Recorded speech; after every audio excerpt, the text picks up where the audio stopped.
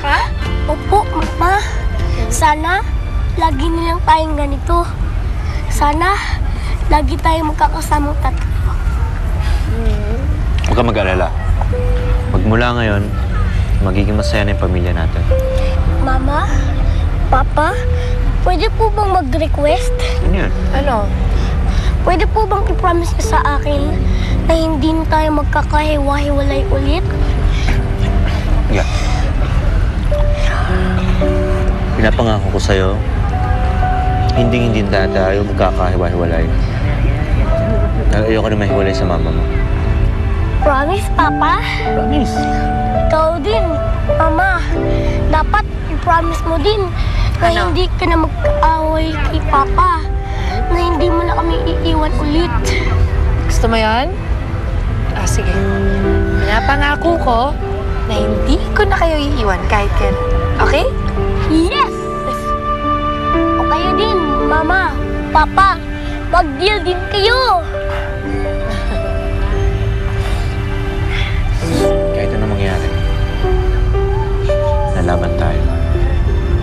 Hindi tayo magkakahiwalay. Promise. Promise. Uy, masaya na yan. Ha? Masaya ka? Kunyari ka pa. Gusto mo kayo nun? Sabi mo kami, gusto mo na naman kumain dito. Gusto mo kayo nun?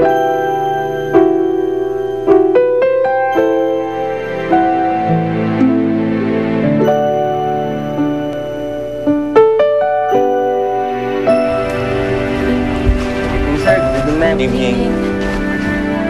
Hi, good evening. Room 215. Sir, isa-settle na po ba nilang bill nila per day or pagka-checkout na po? Settle ko na lang per day. Mauna na kayo doon. Ispasin ko lang. Sunod ka agad, Papa, ha? Tulungan mo, mama.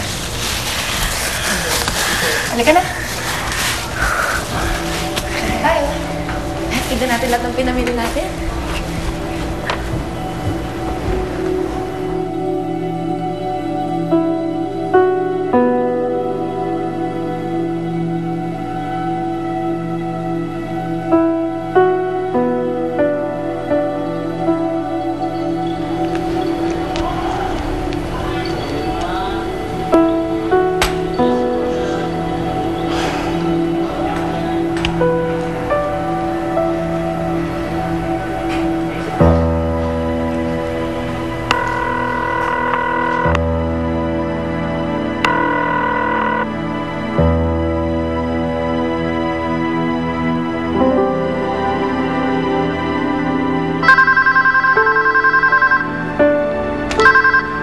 Lawrence, bakit bigla ka nawala?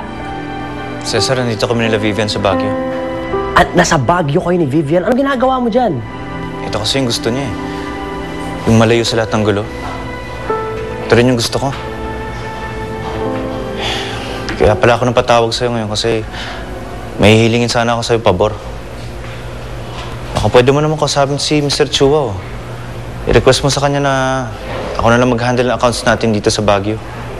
Ako naman paparapin mo kay Sir. Tatakbo-takbo ka dyan na walang sabi-sabi, tapos aasahan mo pa akong ligpitin yung mga naiwan mo. Ano ba naman yan, bro? Pasensya ka na. Eh, hindi talaga ako pwede mawala ng trabaho ngayon eh. Para kay Vivian at Nico to. Sige na, sige na. Tignan ko anong magagawa ko. Sige, maraming salamat pare. Malaking tulong talaga ito may bibigay mo. Mag-ingat kayo dyan, ha? Ingatan mo pumili ng kaibigan ko. Oo, ingatan ko sila. Maraming salamat ulit.